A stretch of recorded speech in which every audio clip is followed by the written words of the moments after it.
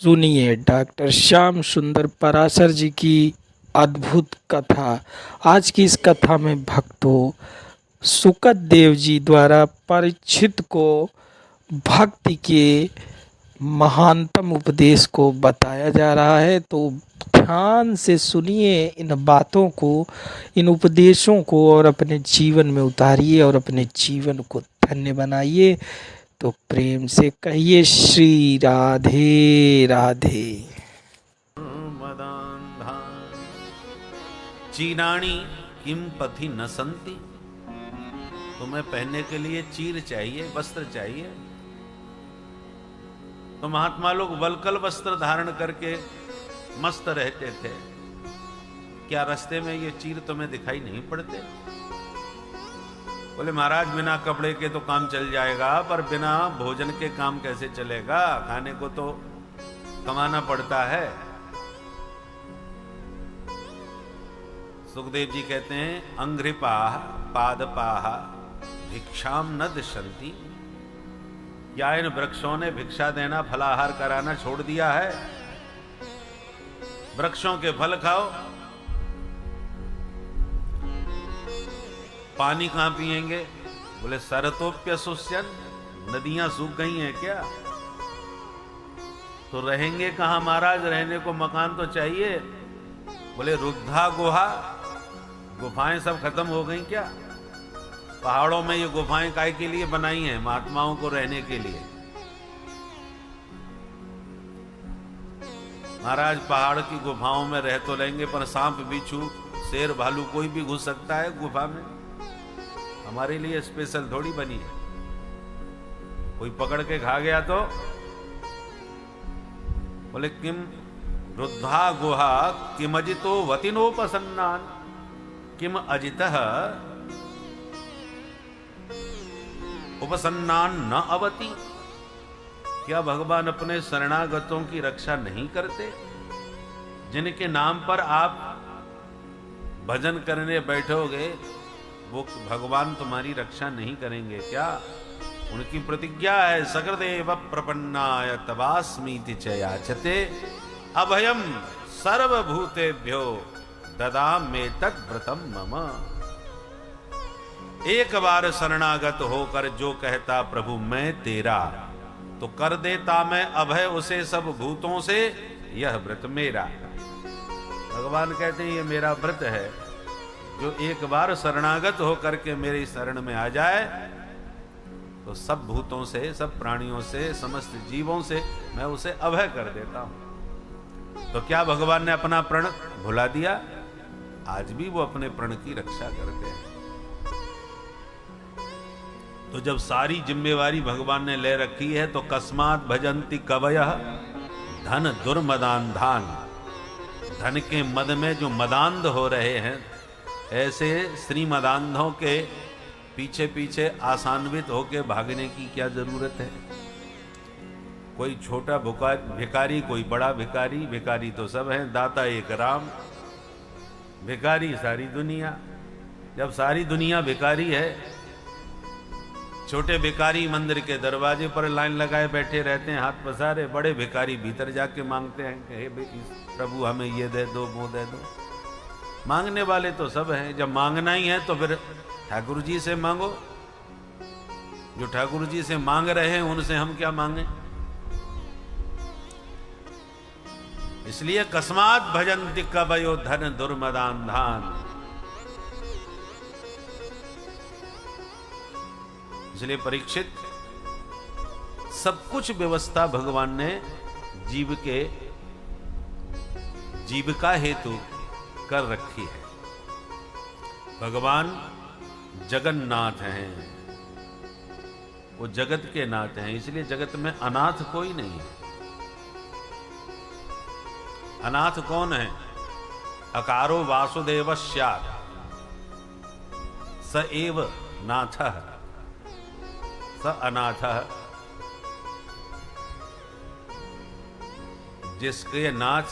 जिसका नाथ दुनिया में कोई नहीं, उसे अनाथ क्यों कहते हैं? अकार नाम भगवान वासुदेव का है।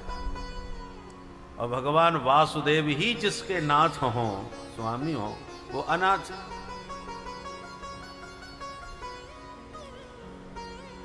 इसलिए भगवान पर भरोसा रखना चाहिए। सुखदेव जी कहते हैं, परीक्षित, विविध कामनाओं की पूर्ति के लिए विविध देवताओं की अभ्यर्चना है। विद्वान बनना चाहते हो, भोले बाबा की उपासना करो, भोलेनाथ विद्या देने वाले हैं। दाम्पत्य जीवन सुखी देखना चाहते हो, पार्वती की उपासना करो, मां पार्वती जी की कृपा से दाम्पत्य जीवन सुखी रहता है। अन्न की कामना रखते हो तो अदिति मां की उपासना करो, जो देवताओं की माता जी हैं। बड़े सुंदरता की कामना करते हो तो गंधर्वों की उपासना करो, सुंदर पत्नी चाहते हो तो उर्वशी की उपासना करो, और कुछ ना चाहते हो तो हमारे बंसी वाले की उपासना करो। बोले बंसी वाले की उपासना से कुछ नहीं मिलेगा क्या? बोले नहीं, ऐसी बात नहीं है। सर्वदेव नमस्कारः केशवम प्रति गच्छति। किसी को भी प्रणाम करो, किसी की भी पूजा करो, अंत में पहुंचती प्रभु के पास ही है, क्योंकि भगवान सबके मूल हैं। मूलम ही विष्णुर्देवानाम यत्र धर्मः सनातनः।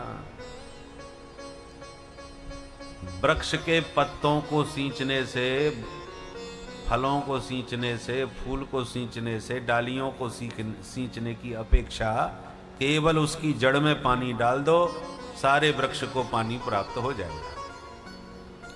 मूल को सींचो, सारा वृक्ष सिंचित हो गया।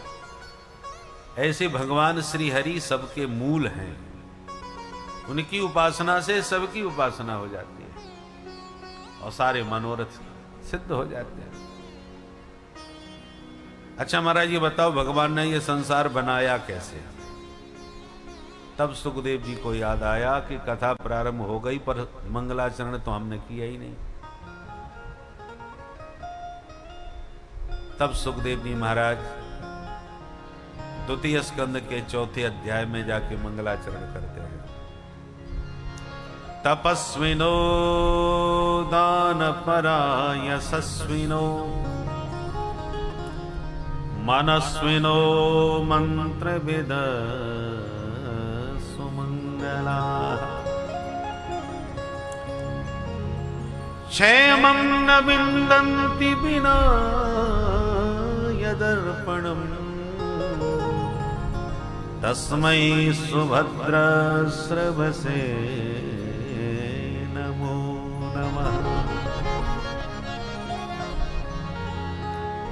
कोई कितना भी बड़ा तपस्वी, तेजस्वी, यशस्वी, मनस्वी क्यों न बन जाए, और क्षेमम न विन्दन्ति बिना यदर्पणम, यत अर्पणम बिना क्षेमम न विन्दन्ति। जिन प्रभु के चरणों में समर्पण हुए बिना उस जीव का कभी कल्याण नहीं हो सकता है, चाहे वो कितना भी बड़ा तपस्वी क्यों न बन जाए। ऐसे प्रभु के पाद पद्मों में हम बारंबार प्रणाम करते हैं। तस्मै सुभद्र स्रव से, बार बार भगवान को सुभद्र स्रव से कहा, मतलब सुभद्रम मंगलम श्रवो यशो यस्य, जिसका यश श्रवण करने मात्र से जीव का मंगल हो जाए, कल्याण हो जाए। ऐसे भगवान हैं सुभद्र स्रव से। हर किसी का यश मंगलकारी नहीं होता, चाहे जितने चालीसा बना लो, चाहे जिसके कितनी भी कीर्ति गा लो, तरक्की भले ही हो जाए, नोट पानी भले ही मिल जाए, पर कल्याण नहीं होगा। कल्याण तो भगवान की कीर्ति का गान करने से ही होगा। श्रवण मंगलम, उनकी कथा सुनने वाले का तत्काल मंगल हो जाता है। ऐसे प्रभु को हम बारंबार प्रणाम करते हैं। और दूसरी ओर कितना भी पतित पापी प्राणी क्यों ना हो, किरात हूणांध्र पुलिंद पुलकसा आभीन कंगा यमुना खसादय येन्ये च पापा यदुपाश्रयाश्रया शुद्ध्यन्ते तस्मै प्रभवेष्णवे नमः। यवन हैं, म्लेच्छ हैं, ये स्वभाव से ही पतित होते हैं। तो ऐसे कितने भी पतित पापी क्यों न हो, ये अन्यच पापा, और भी अन्य जितने प्रकार के पापा हैं, पापा का मतलब महापापी। थोड़े से पाप को तो पाप कहते हैं, बड़ा पाप हो तो पापा। तो पापा का मतलब होता है महापापी, बड़ा पापी। ये नीच पापा यदुपाश्रयाश्रया, कितना भी बड़ा पापी क्यों ना हो, पर जिन प्रभु के चरणों का आश्रय लेते ही शुद्ध्यंती, वह पवित्र हो जाता है। ऐसे प्रभु के पाद पद्मों में बारंबार प्रणाम करते हैं। इसलिए शब्दों का प्रयोग अर्थ समझ के करना चाहिए। हम लोग शब्दों का प्रयोग करते हैं, अर्थ नहीं मालूम।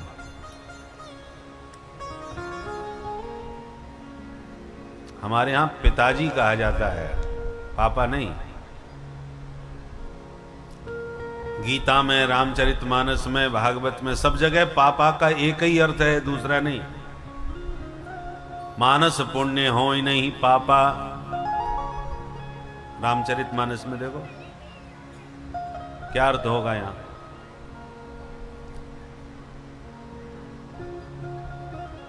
पापा के बाद में फिर डैडी, अब डैडी भी खत्म, डैड। पापा की जगह पा। शब्दों के भी खूब अर्थ प्रकट होते हैं, समयानुसार अर्थ बदलते रहते हैं। तो सुखदेव जी ने भगवान का स्मरण वंदन किया और कहा, परीक्षित, ये प्रश्न एक बार नारद जी ने अपने पूज्य पिताजी से पूछा था, ब्रह्मा जी से, कि पिताजी आप किसका ध्यान लगाते रहते हो, सारी दुनिया तो आपने ही बनाई है। तब ब्रह्मा जी ने कहा, सुनो पुत्र,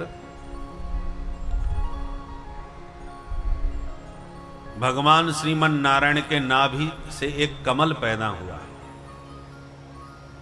कमल से मुझ ब्रह्मा का जन्म हुआ। हमने चारों दिशाओं में देखने की इच्छा प्रकट करी तो हम चतुरानन हो गए, चार मुख हो गए। चारों मुखों से चारों तरफ हमने केवल जल और वायु को ही देखा। मन में जिज्ञासा उठी, को हम कौन हैं?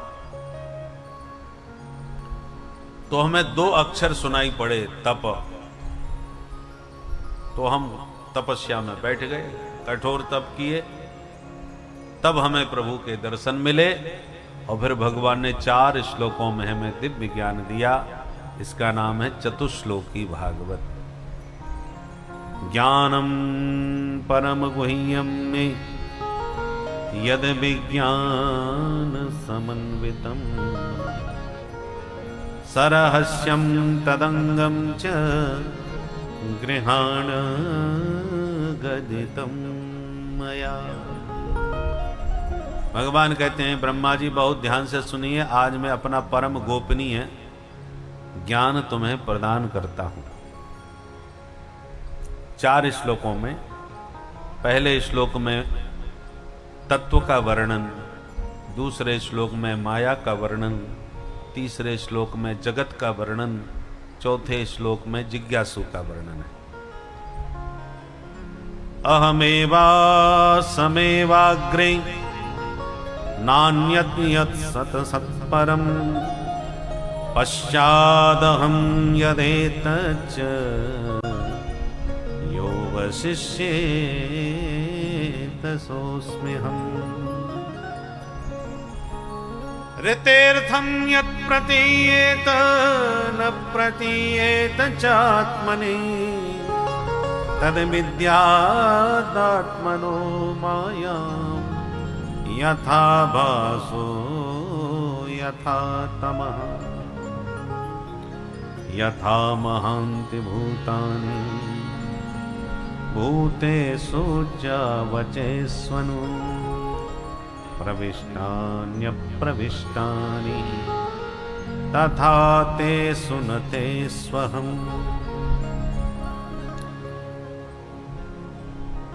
एतावदैव जिज्ञास्यं तत्त्वजिज्ञासुनात्मनः अन्वयव्यतिरेकाभ्यां यत्स्यात् सर्वत्र सर्वदा।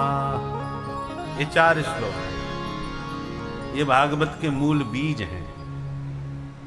बीज में सारा वृक्ष छुपा रहता है। तो इन 4 श्लोकों का स्मरण करके पाठ करने से भागवत का पाठ हो जाता है, इसलिए 4 श्लोक स्मरणीय हैं। भगवान कहते हैं अहम एव अग्रे। ब्रह्मा जी जब संसार में कुछ भी नहीं था, कोई भी नहीं था, तब केवल हम ही हम थे। तो आप बिल्कुल अकेले कर क्या रहे थे? भगवान बोले आसम एव,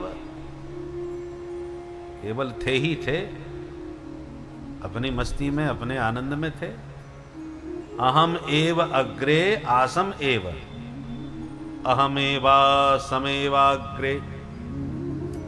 तो प्रभु आपके अलावा और कुछ भी नहीं था? बोले ना अन्यत, अन्य कुछ भी नहीं था।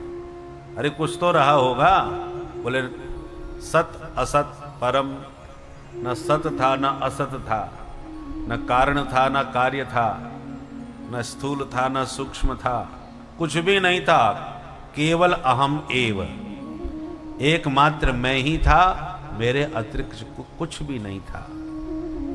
अब प्रश्न उठता है प्रभु आपके अतिरिक्त यदि कुछ भी नहीं था तो ये संसार आपने काय से बनाया?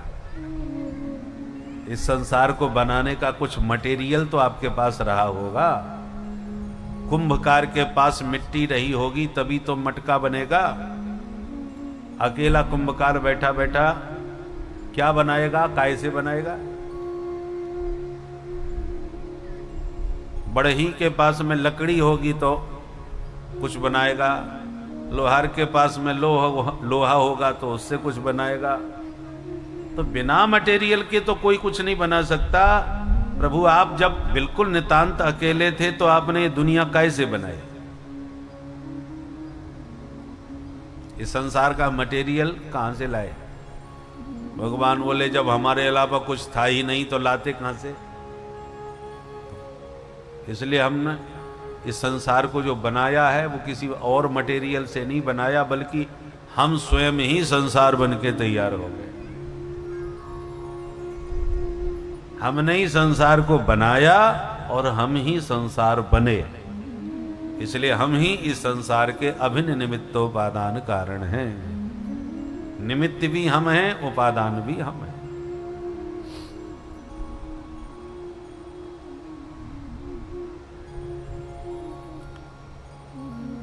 हमारी माया के प्रभाव से ये सारा संसार हम में दिखाई पड़ता है। हमारे ही अनेक नाम रूपों से यह संसार अभिव्यक्त हो रहा है। देखो सोना तो एक ही होता है, ठोस।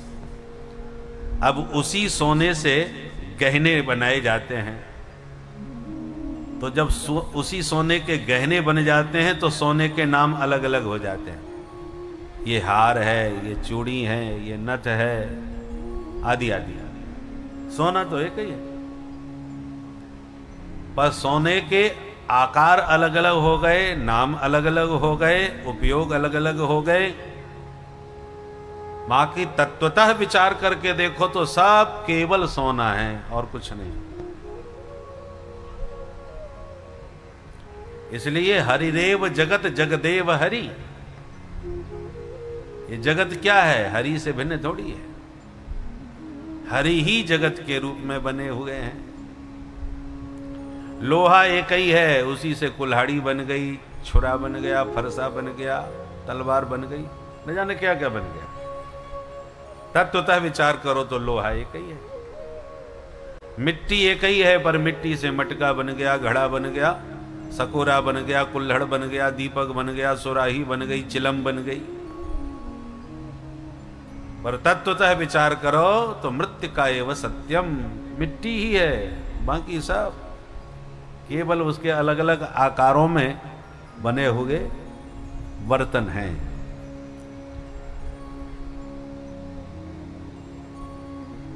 इसलिए सिय राम मैं सब जग जानी। भगवान ने ये अपने ही स्वरूप में ये सब प्रकट किया। माया का काम यही है, जो नहीं है वो दिखाए, जो है उसे छुपाए, उसी का नाम माया है। आकाश में चंद्रमा तो एक ही है, पर नेत्र दोष से कभी दो नजर आने लगते हैं। और न हो नेत्र दोष तो आप वैसे ही आंख के नीचे थोड़ी सी उंगली दबा करके देखने लगे जाओ तो आपको ही दो नजर आने लगेंगे। तो दो चंद्रमा यदि दिखाई पड़ रहे हैं तो दृष्टि दोष है, चंद्रमा तो एक ही है पर दिखाई दो पड़ रहे हैं। नवग्रहों में राहु केतु हैं, परंतु राहु केतु नजर नहीं आते। तो ऋतेर्थम यत् प्रतीयेत न प्रतीयेत चात्मनि। राहु केतु हैं परंतु दिखाई नहीं पड़ रहे, और जो नहीं है वो दिखाई पड़ रहा है। यही माया का खेल है। ईश्वर हैं पर नजर नहीं आते, संसार नहीं है पर नजर आ रहा है। ये सब माया का चमत्कार है। जादूगर जैसे दिखाता है ना, जादूगर का काम क्या है? वो चाहे तो अपने माया जाल से ताजमहल को गायब कर दे, और चाहे तो अपना रूमाल निकाल के फटकार के कबूतर बना दे, चाहे तो किसी की गर्दन काट करके अलग धर दे फिर जोड़ दे। पर जैसा आप देख रहे हैं वैसा सच्चा कुछ भी नहीं है, सब झूठ है। नोटों की बरसात करते दिखा देता है, नोट बरस रहा है, और खेल खत्म हो जाने के बाद फिर झोली पसार करके नोट मांगने लगता है। अरे थोड़ा और बरसा लो भाई, मांग क्यों रहे हो? बोले ये सब नाटक है, दिखाई पड़ता है कि नोट बरसा दिए, पर ऐसे नोट बरसाने वाला होता फिर तो कहना ही क्या है। तो जो दिखाई पड़ता है वो सत्य नहीं होता।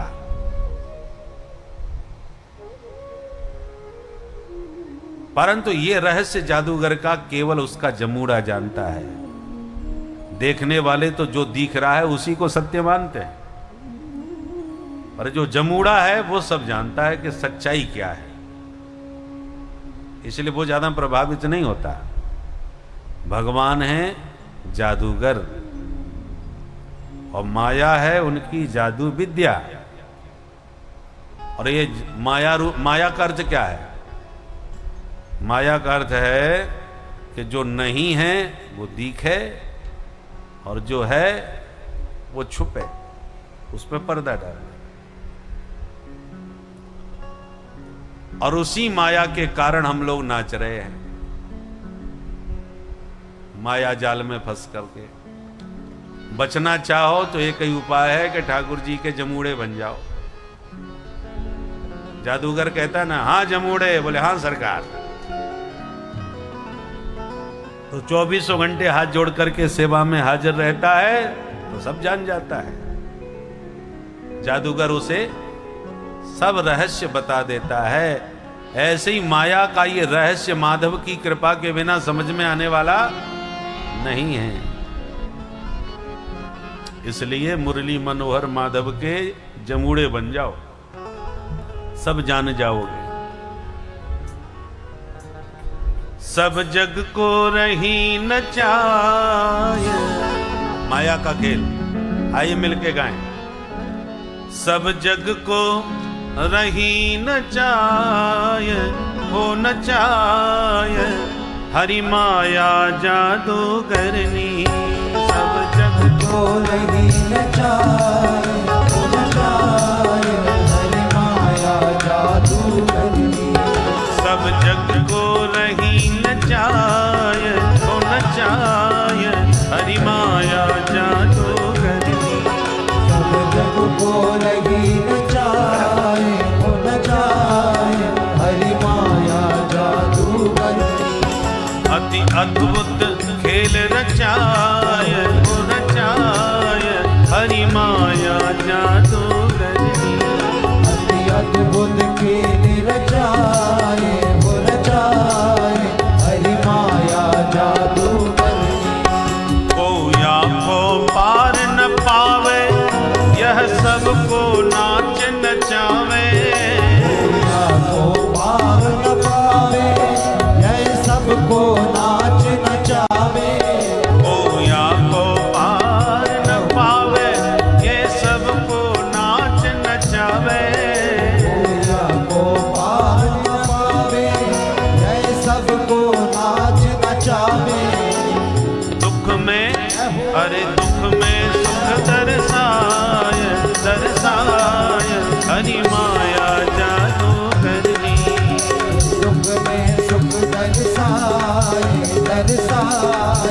हरि माया जादूगर सब जग को रही नचाय हो नचाय हरि माया जादू करनी सब जग को रही नचाए हो नचाए हरि माया जादूगर राधे राधे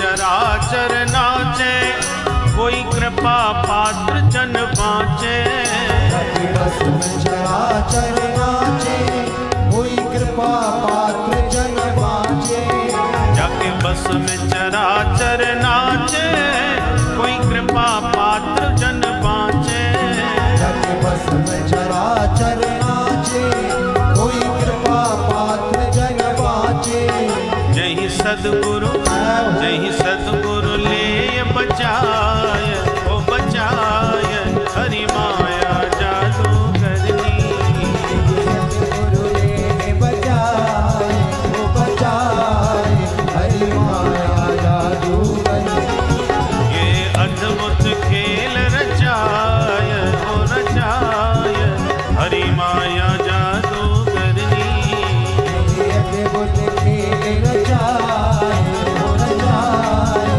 हरि माया जादू जय हो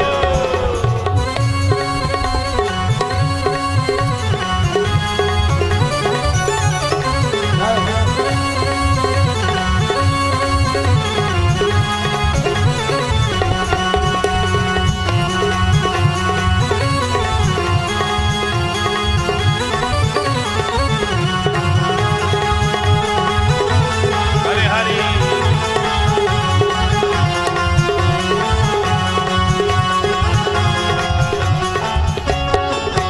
जब पंथ न कोई सूझे तब जाय गुरु जी से पूछे जब पंथ न कोई सूझे तब जाई गुरु जी से पूछे जब पंथ न कोई सूझे तब जाय गुरु जी से पूछे जब पंथ न कोई सूझे तब जाई गुरु जी से पूछे क्या बचवे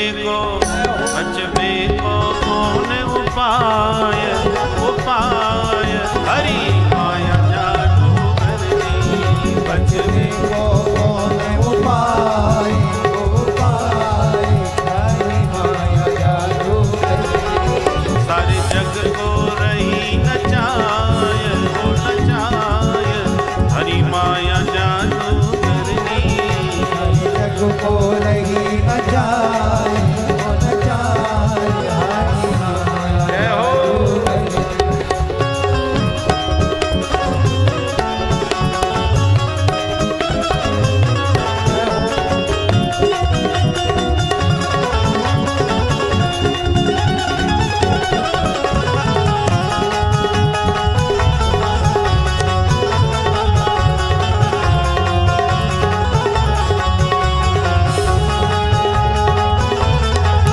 बचने का उपाय क्या है जो राम नाम नित बोले सोया सो निर्भय डोले जो राम नाम नित बोले सोया सो निर्भय डोले जो राम नाम नित बोले सोया सो निर्भय डोले जो राम नाम नित बोले सोया सो ये बात कौन बताएगा दई गुरुवर गैल बताय ओ बताय हरि माया जादू करनी गुरुवर के बताए वो बताए हरि माया जादू करनी सब जग को रही नचाय हो नचाय हरि माया जादू करनी। जग को रही नचाए हो नचाए, हरि माया जादूगरनी। ये तो अद्भुत खेल दिखाए हो दिखाए, हरि माया जादू करनी। अति अद्भुत खेल रचाए हो दिखाए, हरि माया जादूगरनी। हरि माया जादू करनी। हरि माया जादूगरनी। ये माया जादू करनी। माया जादूगरनी। बोल कृष्ण कन्हैया लाल की। तो मायापति की शरण ग्रहण किए बिना माया से कोई बच नहीं सकता। भगवान ने स्पष्ट कहा है गीता में, देवी हे सा गुणमयी मम माया दुरत्यया। ये मेरी गुणमयी माया बहुत खतरनाक है, इससे कोई बच नहीं पाता। तो कैसे बचें? बोले माँ में भी ये प्रपद्यन्ते माया में ताम तरंते। जो मेरे शरण में आ जाते हैं मैं उन्हें माया से मुक्त कर देता हूँ, माया से बचा लेता हूँ। तो माया से माधव ही बचा सकते हैं, हम अपनी शक्ति से नहीं बच पाएंगे। इस प्रकार से भगवान ने बहुत बढ़िया उपदेश दिया।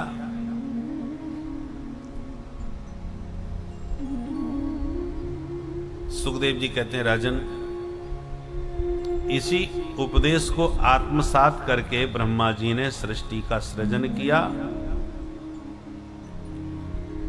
ये जो भागवत भगवान ने कही उसके 10 लक्षण बतलाए। सर्ग विसर्ग स्थान पोषण ऊती मनवंतर कथा ईशानु कथा निरोध मुक्ति और आश्रय। तृतीय स्कंद से द्वादश स्कंद पर्यंत इन 10 लक्षणों का वर्णन किया गया है। सबसे पहले तृतीय स्कंद में सर्ग का वर्णन है। सर्ग माने सृष्टि। बहुत विस्तार से सृष्टि का वर्णन तृतीय स्कंद में हुआ है। सबसे पहले परम भागवत विदुर जी का चरित्र सुनाया। यदा तु राजा स्वसुतान साधु पुष्णन्न धर्मेण विनष्ट दृष्टि। धृतराष्ट्र अंधे थे, पर पुत्र मोह में पड़ करके उनके भीतर के नेत्र भी अंधे हो गए, इसलिए विनष्ट दृष्टि का। अधर्म का आश्रय लेकर के पांडवों के साथ अन्याय करने लगे। भगवान शांति दूत बन के पांडवों की तरफ से समझाने आए। विदुर जी ने पता लगते ही धृतराष्ट्र को समझाया कि महाराज सावधान हो जाइए, साक्षात भगवान द्वारकानाथ आपको समझाने आ रहे हैं, अब तो समझ जाइए। धृतराष्ट्र ने कहा मैं तो सब समझ जाऊंगा, पर दुर्योधन की समझ में आवे तब ना।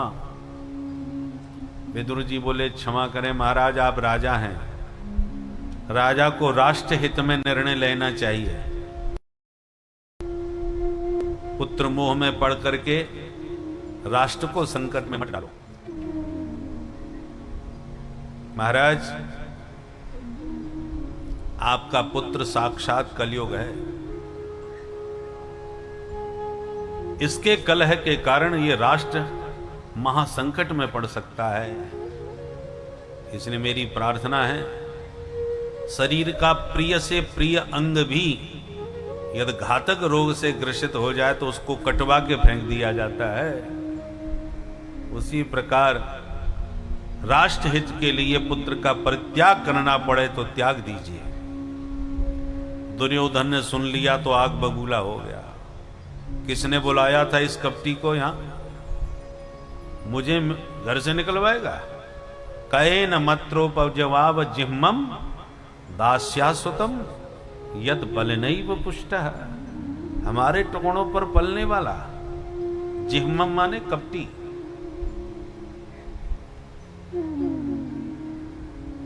ऐसे कटु वचन विदुर जी के प्रति बोले कि विदुर जी के लिए असह्य हो गए और धृतराष्ट्र भी मौन रहे, कुछ बोले नहीं। तब विदुर जी समझ गए कि अब हमारी आवश्यकता यहां रही नहीं। तुरंत उठ के चल दिए, धनुष्मान दरवाजे पर धर दिए। स्वयं धनुर्द्वार निधाय, धनुष्मान क्यों छोड़ के जा रहे हैं? बोले लेके जाऊंगा तो कहीं ये ना समझ बैठे कि ये पांडवों से मिलने जा रहा है। इसलिए विदुर जी ने धनुष्मान त्याग करके संकेत दिया कि अब हम किसी भी पक्ष में नहीं है, निष्पक्ष होके जा रहे हैं। ये विदुर जी नहीं गए। सनिर्गत कौरव पुण्य लब्धा, मानो कौरवों का अब तक किया हुआ पुण्य उनका परित्याग करके जा रहा है। विदुर जी धर्मावतार हैं, युधिष्ठिर जी भी धर्मावतार हैं। पांडव पक्ष में युधिष्ठिर तो कौरव पक्ष में विदुर, दोनों पक्षों में धर्म है। अंतर क्या है? पांडव पक्ष का धर्म बोलता है तो श्रद्धा से सब उसका आदर करते हैं, पर कौरव पक्ष में जब धर्म बोलता है तो कोई नहीं सुनता। और अब तो विदुर रूप में धर्म का त्याग ही कर दिया। कौरव पूरी तरह से धर्म निरपेक्ष हो गए। तो जब धर्म नहीं रहेगा तो आप भी नहीं रहेंगे। धर्मो रक्षति रक्षितः, जो अपने धर्म की रक्षा करता है तो उसका धर्म ही उसकी रक्षा करता है। आज हम लोग सब धर्म निरपेक्ष होते जा रहे हैं।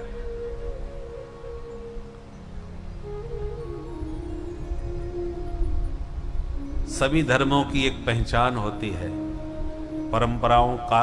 देखो, सरकारी विभाग में वेशभूषा से ही उसके विभाग का पता चल जाता है।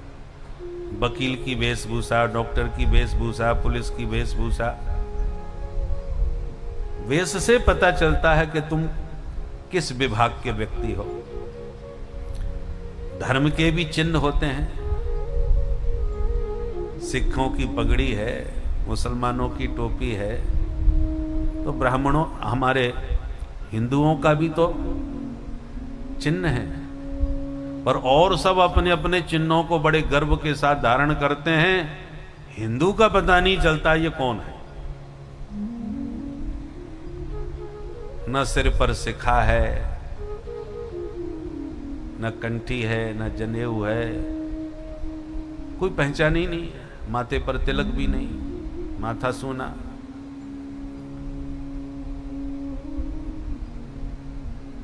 तो ये पोशाक से व्यक्ति का पता चल जाता था। ब्राह्मणों की पहचान थी उनकी वेशभूषा से।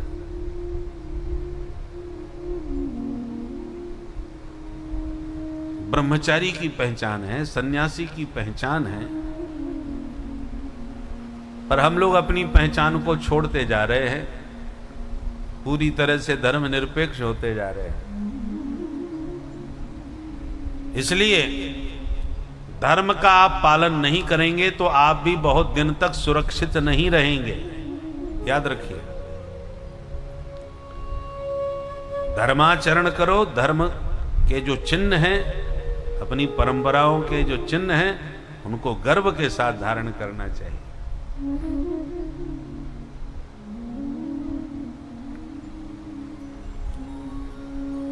सुखदेव जी कहते हैं, राजन, विदुर जी त्याग करके चले गए कौरवों को तीर्थाटन में। बहुत दिनों के बाद यमुना तट पर तीर्थाटन करते हुए उन्हें उद्धव जी मिल गए।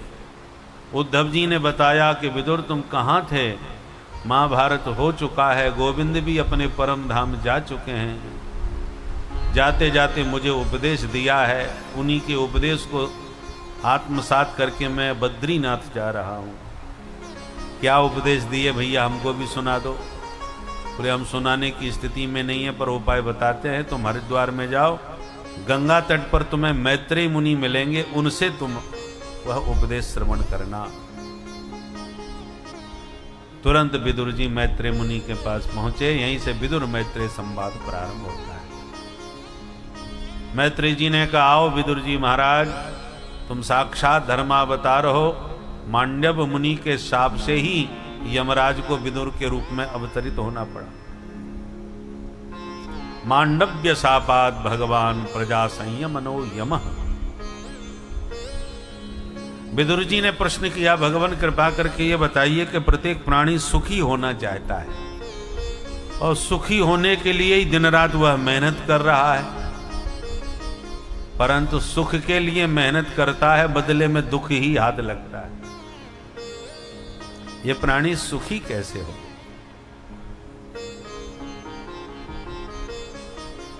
मैत्रेय जी कहते हैं, विदुर जी महाराज,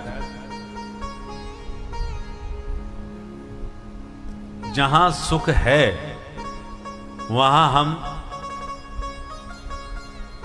ध्यान ही नहीं देते, और जहां दुख ही दुख है हमारी दृष्टि उसी दुखालय में सुख को ढूंढती है। सभी के अलग अलग आलय हैं, विद्यालय, भोजनालय, औषधालय, पुस्तकालय। अब पुस्तकालय में जाके तुम कहो हमें समोसा दे दो भैया, बड़ी भूख लग रही है, समोसा कचौड़ी जो हो। अरे पुस्तकालय में किताबें मिलेंगी कि समोसा कचौड़ी मिलेगी? और भोजनालय में जाके भंडारी जी से कहो भैया हमें लघु सिद्धांत कौमुदी दे दो, पढ़ने की इच्छा है। तो भंडारे में कौमुदी का क्या काम? सबके अलग अलग आलय हैं, जिस आलय में जाओगे वही पाओगे। तो भगवान ने गीता में संसार को नाम दिया दुखालयम शाश्वतम। ये संसार क्या है? दुख का आलय है, यहां दुख ही दुख मिलता है, और इस दुखालय में ही हम सारी जिंदगी सुख ढूंढते रहते हैं। बच्चे थे तब कहते थे हे भगवान पास हो जाएं तो हम बड़े सुखी रहें। न जाने कितनी डिग्रियां प्राप्त कर ली परीक्षाएं पास करके, डिग्रियां मिल गई, अब तो सुखी हो गए होंगे। अरे महाराज डिग्री तो मिल गई, अब नौकरी तो मिल जाए तब सुखी हो। चलो नौकरी मिल गई अब सुखी हो गए। बोले नौकरी तो मिल गई महाराज, अब शादी और हो जाए। चलो शादी हो गई अब सुखी हो गए। बोले शादी तो हो गई महाराज, बच्चे और हो जाए। चलो बच्चे हो गए अब सुखी हो गए। बोले महाराज बच्चा तो हो गया परंतु बीमार बहुत रहता है, थोड़ा स्वस्थ रहे, कुछ बन जाए, अपने पैरों पर खड़ा हो जाए तब हम सुखी हों। अब बच्चे हो गए, बच्चों को पढ़ाने लिखाने में लग गए, फिर उनके विवाह शादी किए, सारी जिंदगी सुख का पीछा करते रहे। ये मिल जाए तो सुखी हो जाऊं, वो मिल जाए तो सुखी हो जाऊं, और मिलता सब कुछ गया, सुखी कभी नहीं हो पाया। सुख होवे तो मिले। मृग तृष्णा का जल है, भागते जाओ, जल दिखाई पड़ेगा परंतु पीने को बूंद नहीं मिलेगा। ऐसे संसार में सुख दिखता है, होता नहीं, और सारा जीवन सुख का पीछा करते रहते हैं। जीवन में ये कभी नहीं कह पाया कि अब हम पूरी तरह सुखी हैं। सुख तो भगवान के नाम में, रूप में, धाम में है। हमारे आपके सबके घर में बिजली है, पर हमारा घर बिजली घर थोड़ी है। बिजली घर तो अलग है, पावर हाउस। जिस बिजली घर से हमारे घर के तार के जुड़े हुए हैं, तो जिसके तार पावर हाउस से जुड़े हैं उसके घर में बिजली है। पावर हाउस से कनेक्शन कट गया तो बिजली गई। उसी प्रकार भगवान है आनंद के पावर हाउस।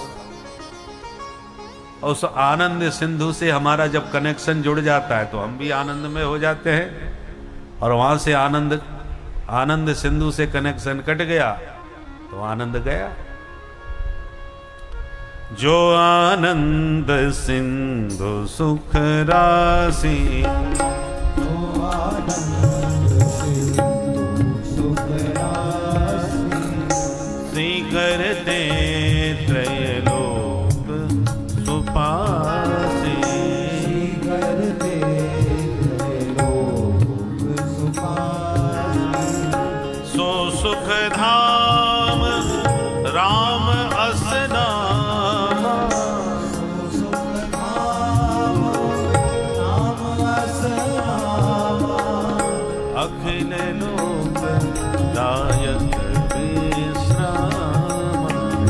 अखिल लोकदायक विश्राम।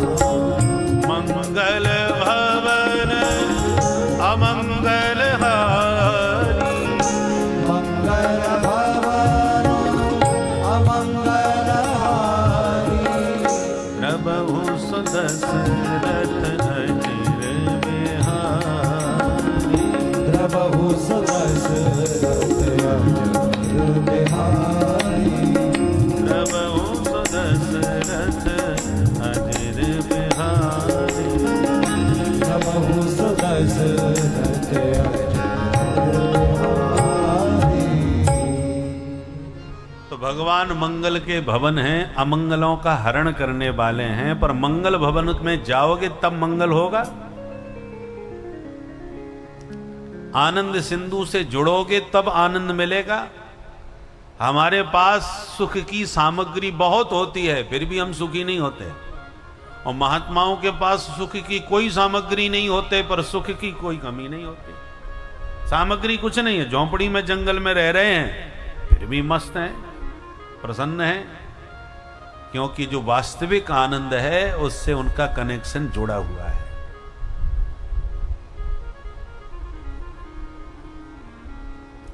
इसलिए आनंद बाहर के विषयों में नहीं, जितना हम और आप बहिर्मुखी होंगे उतने ही अशांत होंगे, डिप्रेशन में जाएंगे। विदेशों में तो बहुत ज्यादा सुख सामग्री है, भारत में तो बाद में आती है। परंतु हम अभी जब थे विदेश में तो वहां सबके मुंह से एक ही बात आ रही, महाराज यहां पर प्राय लोग डिप्रेशन में रहते हैं। हमको बड़ा आश्चर्य हुआ, मैंने कि यहां तो सारी सुख सुविधाएं भाई, अत्याधुनिक, हर काम मशीन से हो रहा है। जब इतनी सब सुख सामग्री है तो लोग डिप्रेशन में क्यों हैं? सोचने वाली बात है। सब घोर अशांत, क्योंकि शांति बाहर नहीं भीतर है। आप कितना भी विकास कर लीजिए, पर जब तक आप अपने भीतर नहीं जाएंगे तब तक आप चैन नहीं पाएंगे। आनंद का सिंधु तो आपके भीतर है। ईश्वर सर्वभूतानां हृदय सेर्जुन तिष्ठति, वह आनंद सिंधु रूपी ईश्वर आप सबके भीतर है। महात्मा अपने भीतर जाना जानते हैं, इसलिए झोंपड़ी में भी आनंद पाते हैं। तो हम लोग अपने भीतर कभी भी नहीं जाते, बाहर आनंद को खोजते रहते हैं, इसलिए भीतर से खोखले रहते हैं। दिखावटी सुख है, बनावटी है, असली नहीं। असली आनंद तो भीतर प्रवेश करके ही मिलेगा। और जितना विकास होता जा रहा है हम उतने ही बहिर्मुख होते जा रहे हैं। पहले उतना विकास नहीं था तो प्राय लोग बहुत सुखी थे। सोच के देखिए एक दो पीढ़ी ऊपर, जब ना मोबाइल था, यहां तक कि बिजली की भी सुविधाएं ज्यादा नहीं थी। उस समय के लोगों को जरा देखो, शतायु 100 वर्ष तक स्वस्थ मस्त रहते थे। माताएं आशीर्वाद देती थी, दूधो नहाओ पूतो भलो। एक एक दर्जन बच्चे होते थे घर में ही, और फिर भी माताएं स्वस्थ। अब हम दो और हमारे दो, दो से ज्यादा तो होते नहीं, और वो दो भी जाकर के हॉस्पिटल में ही होते हैं। घर में हो जाए तो लोग आश्चर्य करते हैं। पहले हॉस्पिटल में जाने पर आश्चर्य होता था कि अरे क्या बात हो गई, अस्पताल में जाना पड़ा। अब घर में बालक हो तो लोग आश्चर्य करते हैं।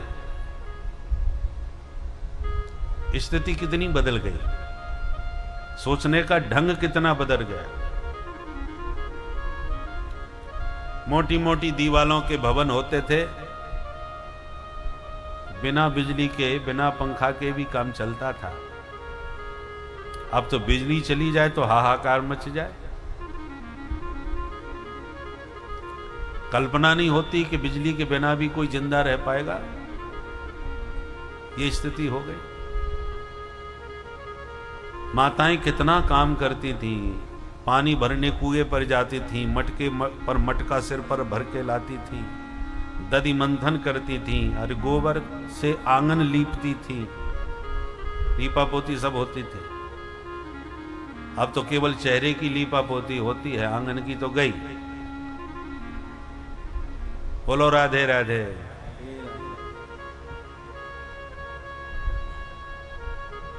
परिणाम यह हुआ कि जितनी सुख सामग्री हमको मिली, हम उतने ही रोगी हो गए। आज 1 घंटे प्रतीक्षा कर लेंगे वाहन की, परंतु 1 किलोमीटर पैदल नहीं चल पाएंगे। पहले लोग कोसों तक चलते थे और स्वस्थ रहते थे। पहला सुख निरोगी काया, काया तो स्वस्थ रहे तब सुख मिले। शरीर सेवा के लिए है तो शरीर से सेवा करना बंद कर दिया, इसको घोर विलासी बना दिया, सुविधा भोगी हो गए। और इतना सुविधा भोगी हो गए कि सुविधा भोगी होने से यह शरीर रोगी हो गया। अब बचपन से सीधे बुढ़ापे की तरफ जाते हैं, जवानी तो कब आई कब चली गई पता ही नहीं चलता। नई पीढ़ी का यह हाल हो गया। इसलिए ऋषियों के बताए हुए मार्ग पर चल करके ही आप सुखी हो पाओगे। मनमुखी ढंग से यदि जीवन जियोगे तो सुख सामग्री चाहे जितना तुम जुटा लो पर सुखी नहीं हो सकोगे। सुख की सामग्री का होना अलग बात है और सुखी होना बिल्कुल अलग बात है।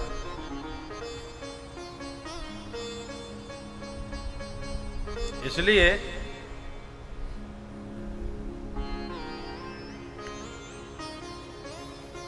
अंतर्मुखी होने का अभ्यास करना चाहिए। सोने से पहले थोड़ा ध्यान लगाओ, जगने के बाद भी थोड़ा सा ध्यान लगाओ, पूजा पाठ करके भगवान के स्तोत्र आदि का पाठ करते हुए प्रभु में मन लगाओ। जितना अध्यात्म की ओर, भीतर की ओर प्रवेश करोगे उतना ही आप सुखी रहोगे, बिना सुख सामग्री के। कुछ खरीदने की जरूरत नहीं, पर सुख भरपूर। और भीतर प्रवेश करना आपको नहीं आता तो कितनी सुख सामग्री जुटा लो, डिप्रेशन में ही रहोगे। मनुस्मृति में मनु महाराज ने कहा है कि जितना महायंत्रों का विकास होगा, दिव्य वस्तुएं उतनी ही विलुप्त होती जाती हैं।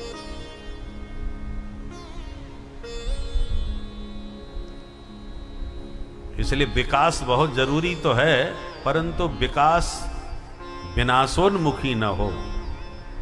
ऐसा विकास न हो कि हमारा ही विनाश हो जाए। प्रकृति को ही हमने विकास के नाम पर विकृत कर दिया। पहाड़ खोद डाले, जमीन में इतने छेद कर दिए कि पानी का स्तर ही गायब हो रहा है। खतरनाक खेतों में भी खतरनाक खाद, बहुत ज्यादा फसल पाने की अभिलाषा से, जिससे पृथ्वी की उर्वरा शक्ति प्रभावित होती जा रही है। लकड़ियों के लिए साहब जंगल काट डाले, पेड़ लगाने की जगह वृक्ष काटते जा रहे हैं, तो ये प्रकृति प्रभावित हो रही है और विकास के नाम पर हो रही है। और प्रकृति ने प्रकोप किया तो सारा विकास धरा रह जाएगा। प्रकृति जब शुद्ध होती है, भूकंप आते हैं, सुनामी आती है, और जब भूकंप सुनामी आती है या भयंकर चक्रवात तूफान आते हैं बड़े बड़े विकास सब धराशायी हो जाते हैं। इसलिए प्रकृति को सुरक्षित करने का प्रयास करना चाहिए। इसलिए हमारे यहाँ सभी द्विजाति पहले स्नान करने के बाद देवाराधन करते हैं, सूर्यार्घ्य देते हैं, नित्य अग्निहोत्र ब्राह्मण करते थे, हवन करते थे। हवन से जो धुआं उठता है उससे प्रकृति का शोधन होता है। घर घर में लोग हवन किया करते थे। तो ऋषियों ने जो परंपराएं बनाई वो प्रकृति के संरक्षण के लिए बनाई। प्रतिदिन वल्लभेश्वर देव होता था, कुत्ते को खिलाओ, कौए को खिलाओ, चींटियों को खिलाओ। वल्लभेश्वर देव का नियम होता है। श्राद्धों में भी कौओं को खिलाया जाता है। तुम्हारे ऋषियों ने कैसी विशुद्ध परंपराएं बनाई कि पशु पक्षियों का भी ध्यान रखा। पहली रोटी गाय की, अंतिम रोटी कुत्ते की। ऐसी परंपरा बना दी कि कुत्ते को भी खाने को मिल रहा है, गाय को भी खाने को मिल रहा है, कौए को भी खाने मिल रहा है, चींटियों को खाने मिल रहा है। माने चींटी तक का ध्यान ऋषियों ने रखा। और आज ऐसा विकास हो रहा है कि कई पशु पक्षियों की प्रजातियां विलुप्त होती जा रही हैं। गीधों की जाति गायब हो गई। जो प्रकृति का शोधन करके रखते थे, इधर उधर कोई पशु मर जाए तो उसको ठिकाने लगाते थे। पर हमने अब ऐसे इंजेक्शन लगाने चालू कर दिए, उससे उनके रक्त में, खून में ऐसा कोई पदार्थ आया जिसको खा करके गीधों की जाति समाप्त हो, प्रजाति खत्म हो। और एक नहीं, ये जो मोबाइल के नाम पर जो टावर बने हैं विकास के नाम पर, इन टावरों से जो किरणें आती हैं उससे कई कलरव करते पक्षी नष्ट हो रहे हैं। पहले आंगन में कितनी चिड़ियों की चहचहाट सवेरे सुनाई पड़ती थी, अब वो आवाज ही गायब होती जा रही है। ये सब विकास के नाम पर ही तो हो रहा है।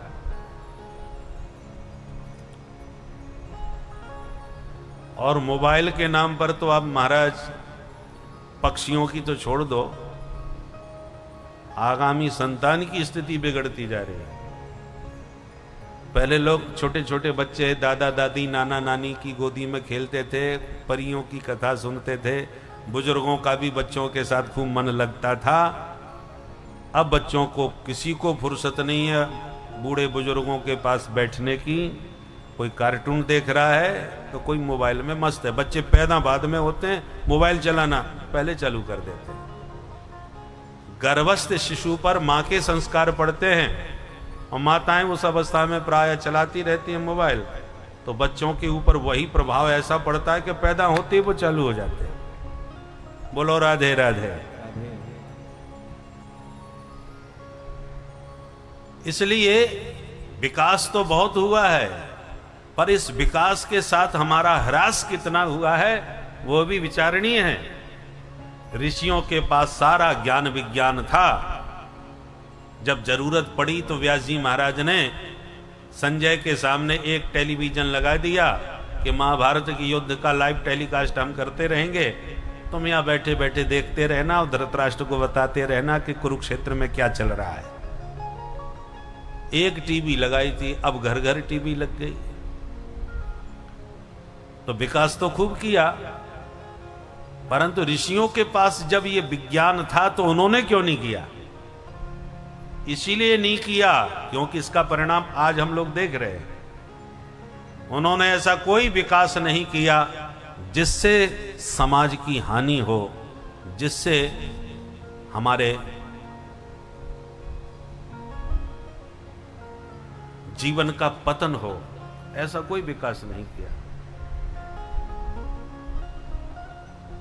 इसलिए आध्यात्मिक आश्रय लेने के लिए आज कितने विदेशी जिनके पास सारी सुख सामग्री है, सुविधाएं हैं, वो सब वहां से भाग करके भारत की तरफ आ रहे हैं और भारत के अध्यात्म पथ को प्राप्त करके, चोटी रखा करके, तिलक लगा करके, कंठी पहन करके हरि बोल करते मस्त हो रहे हैं, वो हमारे भारतवर्ष की आध्यात्मिक शक्ति का महत्व समझ रहे हैं। जर्मनी में संस्कृत पढ़ाना अनिवार्य हो गया है।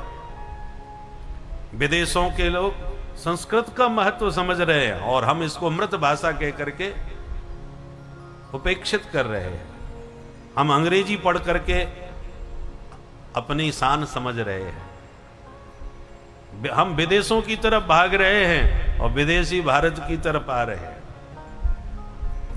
वो हमारी ऋषियों की विद्या का महत्व समझ रहे हैं, हम ऋषियों की बात को उपेक्षित कर रहे हैं। ऋषियों ने कितना भी महत्वपूर्ण वचन कहा हो, उसके लिए हमारे लिए महत्व नहीं होता, परंतु ऋषियों की बात कोई विदेशी वैज्ञानिक बोल दे अंग्रेजी में, तब हमारे लिए वो महत्वपूर्ण बन जाता है कि फलाने वैज्ञानिक ने देखो ये बात कही है। तो अंग्रेजी में कोई बात कही जाए तो हमारे लिए महत्वपूर्ण हो जाती है, पर ऋषियों की वह दिव्य वाणी संस्कृत में सुन करके हमारे लिए वह महत्वपूर्ण नहीं रहती। अभी हमने कनाडा में देखा, वहां के विदेशियों ने आयुर्वेद संस्थान की स्थापना करी। उस उद्घाटन में हम भी सम्मिलित हो गए। आयुर्वेद के सारे ग्रंथ रखे हुए थे, चरक संहिता आदि, और वहां पर धन्वंतरी भगवान का विग्रह था, मूर्ति, उनकी पूजा करके उसका उद्घाटन हुआ। तो हमारे आयुर्वेद को विदेशी लोग समझ रहे हैं, उसका महत्व।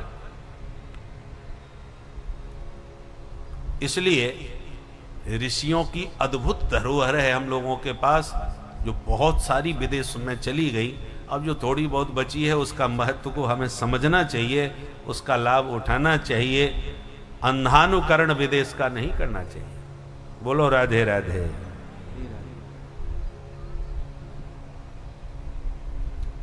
मैत्रेय जी ने विदुर जी को बहुत विस्तार से सृष्टि का रहस्य समझाया कि भगवान ने नाभि कमल से, जब ब्रह्मा जी का उद्भव हुआ भगवान के नाभि कमल से, और ब्रह्मा जी ने तपस्या करके भगवान का उपदेश सुन करके जब सृष्टि का शुभारंभ किया, तो सबसे पहले सनक सनंदन सनातन सनत कुमार इन 4 ऋषियों को प्रकट किया। चारों से कहा तुम सृष्टि करोगे, तो चारों ने मना कर दिया। ब्रह्मा जी को क्रोध आ गया। उनका क्रोध ही उनकी भ्रकुटी से भगवान रुद्र के रूप में प्रकट हुआ। बोल शंकर भगवान की। शंकर जी से कहा तुम सृष्टि करोगे, बोल कर देंगे। तो भोले बाबा ने भूत प्रेत डांकनी पिशाचनी तमाम पैदा कर डाली। ब्रह्मा जी बोले बस बस बेटा, हो गई सृष्टि, अब तुम शांति से भजन करो, ऐसी खतरनाक सृष्टि हमको नहीं करानी। भोले बाबा भजन में मस्त, ब्रह्मा जी बेचारे फिर व्यस्त। तो अब की बार ब्रह्मा जी ने संकल्प के द्वारा 10 ऋषियों को प्रकट किया। मरीचि, अत्रि, अंगिरा, पुलस्त, पुलह, क्रतु, भृगु, वशिष्ठ, दक्ष और देवर्षि नारद। वाणी से सरस्वती, छाया से कर्दम ऋषि। उसके बाद फिर वामांग से कन्या और दक्षिणांग से पुरुष को जन्म दिया। नाम हुआ मनु शतरूपा। ब्रह्मा जी ने कहा अब तुम सृष्टि का विस्तार करो। तो मनु शतरूपा के द्वारा सृष्टि का विस्तार हुआ। इनके 5 संतान हुई, 3 बेटी 2 बेटा। बेटा है प्रियव्रत और उत्तानपाद, बेटियां हुई आकुति, देवहूति और प्रसूति।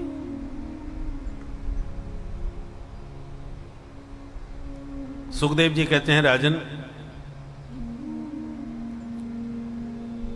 सबसे पहले बेटियों की वंश की चर्चा करें। मझली बेटी जो देवहूति हैं उनका विवाह कर्दम ऋषि से हुआ।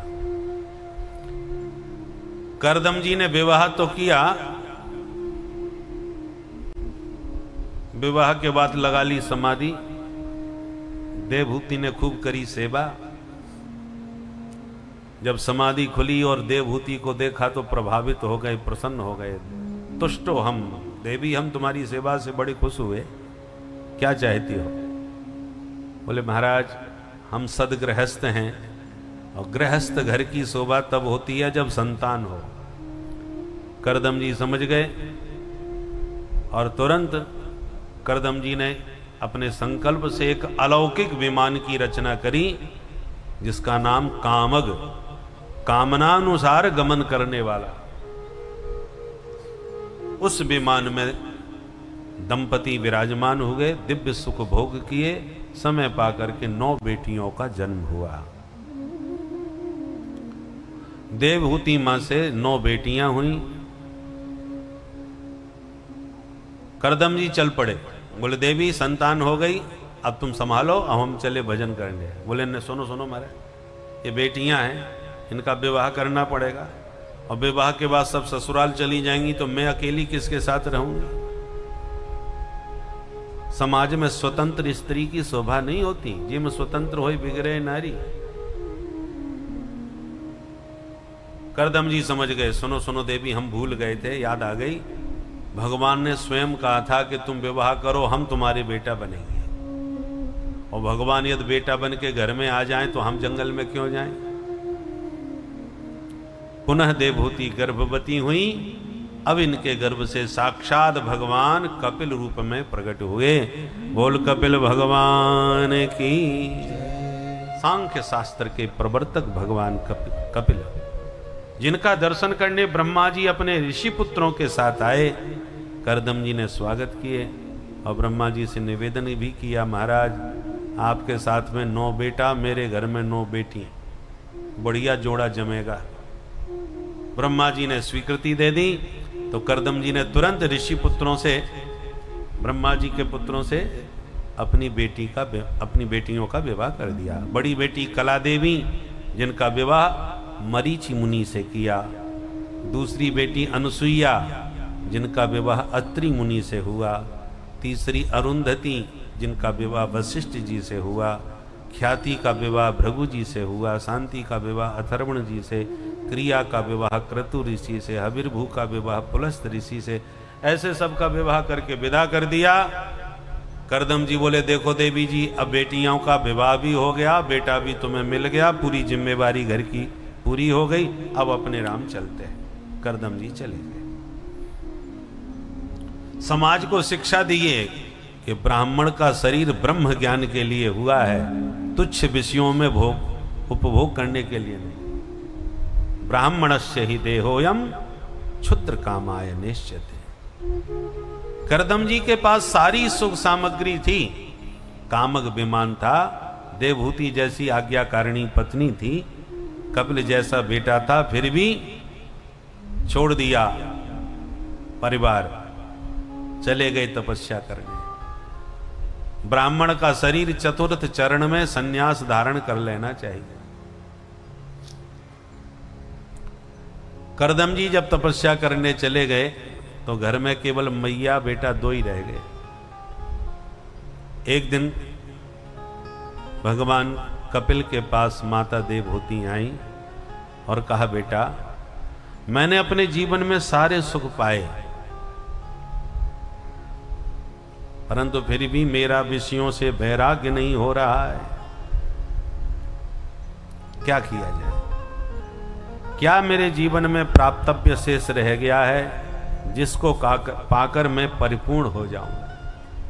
बेटा तुम बड़े ज्ञानी हो, इसलिए आज मैं तुम्हारी शरण में आ गई हूं, मेरा मार्गदर्शन करो। अपनी दिव्य ज्ञान की कुठार उठाओ और मेरे अज्ञान रूपी वृक्ष को जड़ से काट के मिटाओ। तम त्वागताहं शरणं शरण्यं त्वागताहं शरणं शरण्यं स्वभृत संसार कठोरम संसार तरो कुठार जिज्ञासयां प्रकृते पुरुषस्य